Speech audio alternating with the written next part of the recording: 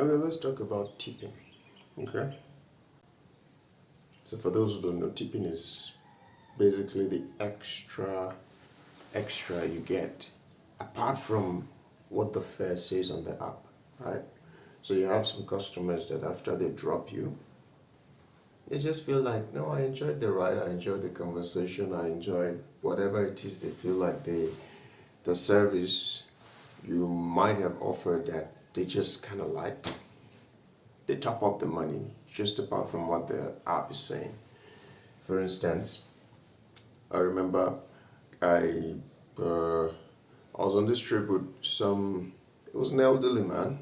He said he was a pensioner actually. So we got to talking, and then by the end of the trip, he kind of felt like we bonded in a way, right? So his trip was coming around 4-8 or something like that, and he just counted 10,000 and gave to me like, yeah. So that is an instance of a tip. Okay. Now, here's my point. There are good tippers, there are horrible tippers, and there are no tippers. And there are just plain idiots who would even fight over the normal price that's on the app. In my experience, women don't make a very good tippers. Honest to God, like I'm not even trying to be misogynistic or anything, but in my experience, yeah, it just seems like every time I'm in the car with a lady, I tend not to do too much or extra because they are not the most benevolent when it comes to being grateful. They can be like, oh, thank you, oh, thank you, oh, thank you, but then that's it. Okay, but this is not to say that there are no nice tippers when it comes to female gender. Actually, I've gotten some pretty good tips too from the women, but generally speaking, you get more tips from the guys, not the women. Okay? So keep that in mind. For instance, I'll give you an example. I was on a trip with 3 ladies, and then they asked me to stop over at some place. They wanted to buy something and all that. Now, any customer who has been on the app for some time should at least be able to recognize that stopping over, especially when it's not on the app, should come at an extra cost. You understand? Because my time is my money basically, and you're actually taking a bit longer than what is agreed upon. Okay? And one thing you should understand is this rubbish where the Bolt or the Uber app is going to add the extra fare for the wait. It's nonsense. They just add 100 naira or 200, not even commensurate with the amount of time you had spent or wasted or the effort, right? So any well-meaning customer would understand, okay, no, please help me stop here. I'm going to add something up for you. That's good. Now these ladies, I stopped over. They had to buy some things, and then when we started going, one of them was feeling a bit sick, so she puked. Oh boy. She puked, right? Because she wasn't feeling so great. And some part of it obviously was all over the seat before she was able to get the door open and all that. Now, after we finished the trip, she was feeling better afterwards. It wasn't that serious. After we finished the trip, you would think that, oh yeah, I messed up your seat. Here's an extra maybe for the car wash. Nothing. What you get? Oh, thank you. Oh, thank you. What the fuck are you thanking me for? Like, try and be more reasonable, right? This is definitely going to cost me. If you came into the car, or if I wanted to pick you up and then you saw that there was puke all over the seat, would you be feeling comfortable? So, like, why was this okay to just let it be? Anyway, my point is this, yeah? I found that men tip you better, if at all. I've also found some very stupid men too, but not as much. Not as much, people who would argue over, hey, why did you follow this way? If you had followed this way, the price would not have added by 100 naira. 100 bloody naira, that's what we're arguing about, right? So for people like that, it's like, no, if this 100 naira is really what's going to make you happy, I'm going to leave it for you. Don't worry. In fact, I'll leave you 200, just so that you feel good. So I have no issues with those. Actually, I want to offload them as quickly as possible. I hate it when somebody bickers in my ear. Okay? And this is also an advice to you. It seems like some boat guys or ride sharing drivers come out there and it's like they're more ready to fight than to just work and go their way. There was this colleague, not colleague, a fellow pilot who said at the time when this was around last year, at the time when, let's say, something for like a 15 kilometers drive or something maybe may come around somewhere around 2.5, give or take. This guy said he had to bargain. He bargains with almost every customer, right?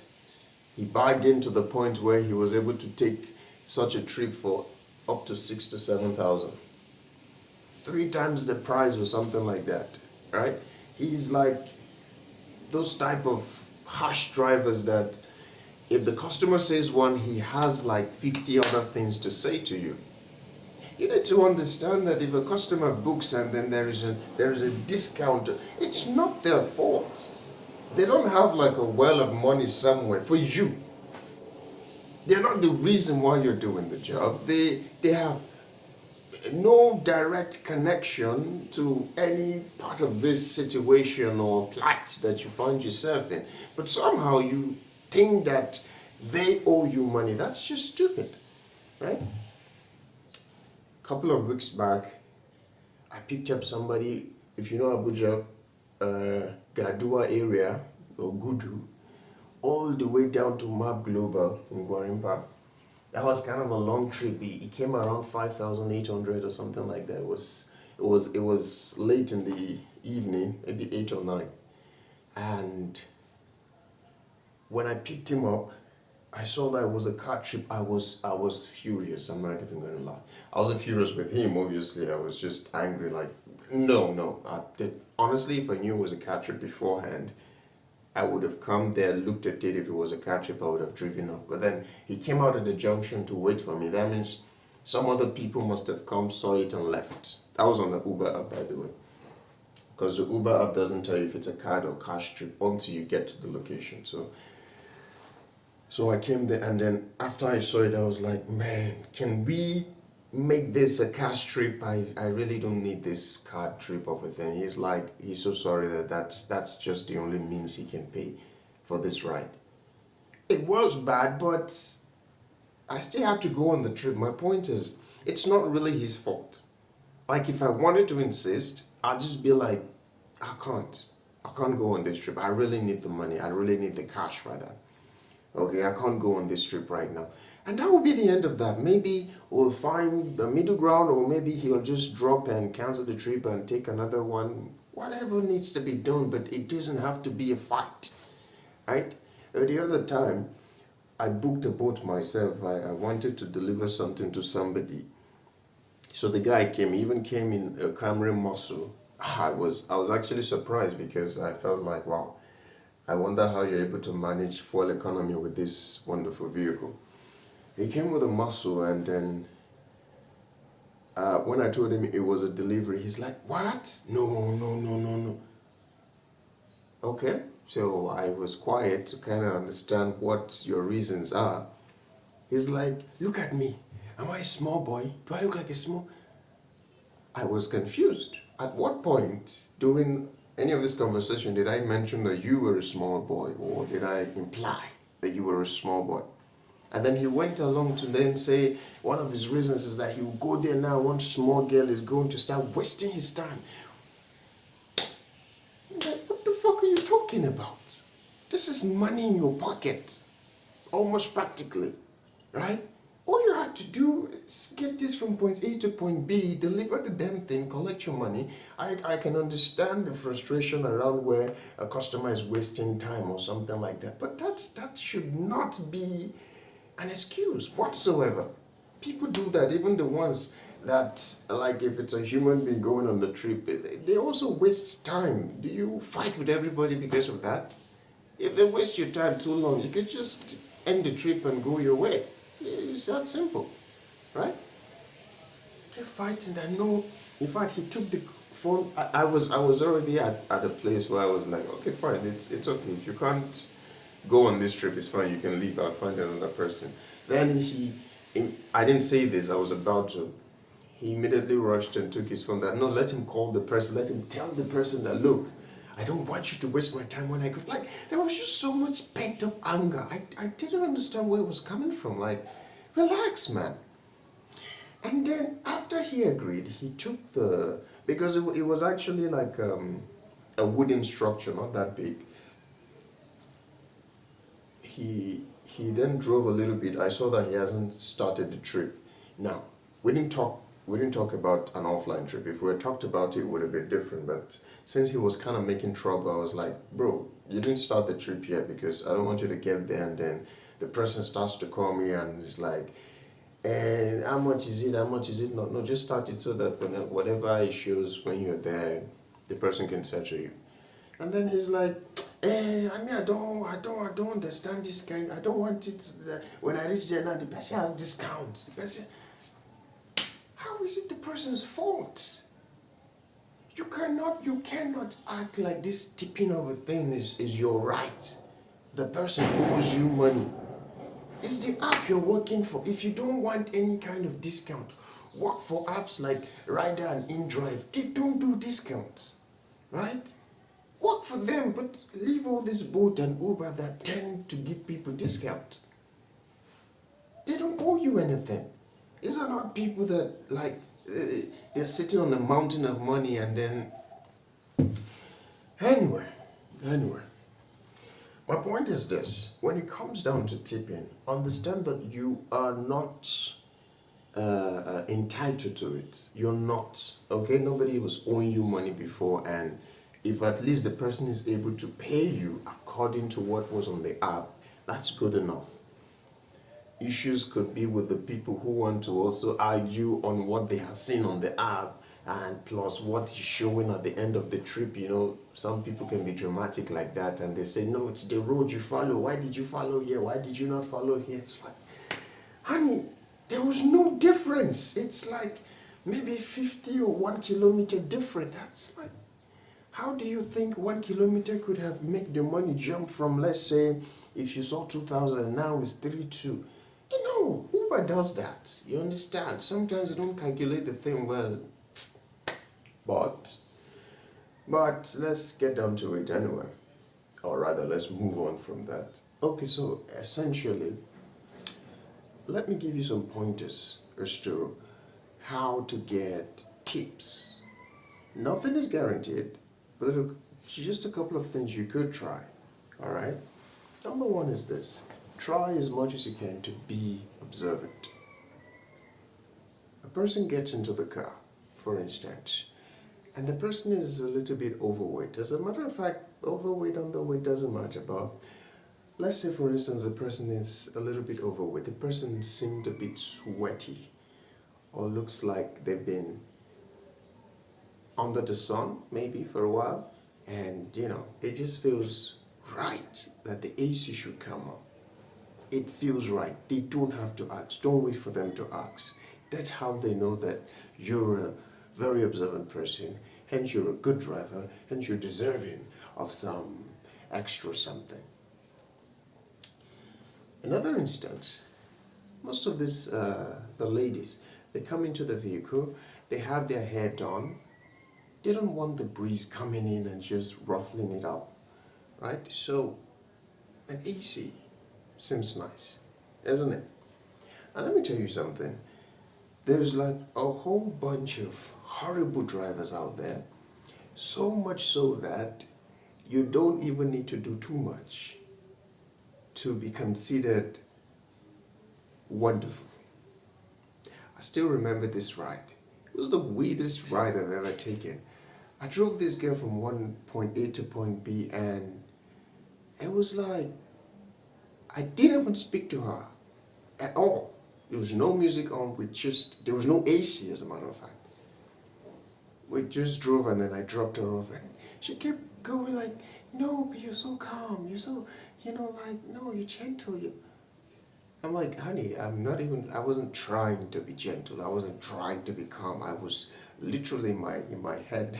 There was a couple of things running through my mind, and that was all I was focused on. So I was just quiet through the ride, not in an awkward way, but I just didn't make conversation. And yet, she felt like that was a calming presence. Okay, that's how you know that there's a whole lot of other people there that it's just there's hot-headedness oozing from them. So you don't even have to do too much. Basic things like turning on the AC if need be, right? Play some music and let your music be soothing. Don't go too tribalistic. A lot of people don't like that, especially if they don't understand the music. For instance, if you are a Yoruba person, and then an Igbo person, or somebody enters your car, you're not very sure about their ethnicity, even if their name says Taiwo or something in the Yoruba, you know, you can't just automatically assume that they're going to like your music, and then you put the one that deep drum, you know how it sounds, right? And the thing just starts blowing up in the car. That can be very, very, very unsettling, I tell you. And the best way you can know that you've messed up is when a customer says, please, could we put off the music? You don't fuck up. Not all the time, but your music should be soothing, is what I mean. Go for blues, generic music, okay? Things that are not exactly Davido or Whiskey or Burna Boy. Just soothing. Go for Elton John, Adele, I don't know, that dude that sang you make me a believer, soothing songs that they probably know, they probably don't know, but anybody who hears it doesn't have a problem with it. They might vibe along or they might not, but they're just okay with the sound. Another thing you could do is make conversations. Take this tip. Women love compliment and the men love to win arguments. Always remember that. If the guy is paying you to drive him, trust me, he wants to dominate that conversation. Don't fight it. Allow him dominate. Just throw some pointers here and there, but don't try to be convincing or overbearing. Let me give you an instance. Say you're an APC person and a person who supports the Labour Party, for instance, gets into your car. You get to talking about politics. Don't impose your view on that person. No, even though you don't believe it, even though you don't buy it, flow with it. Don't be a yes man, obviously, nobody loves that. Like a sucking up kind of thing, like anything that's he's saying, you're like, yes. No. Sometimes you just throw in some argument, some differential, some juxtapositions, lightly. Not like you really want to win this argument because there's a trophy in the end. No, nothing serious like that. Yeah? Let them dominate the conversation. Very good for you. A lot of the time when they come down, I happened to have one customer in the car one time.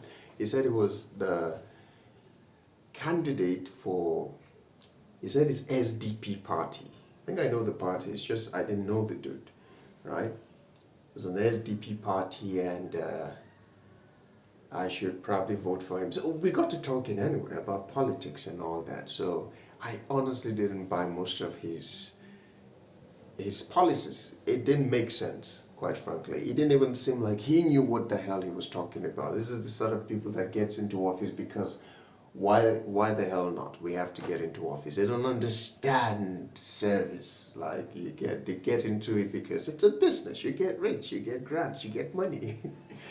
So that's the vibe I was getting.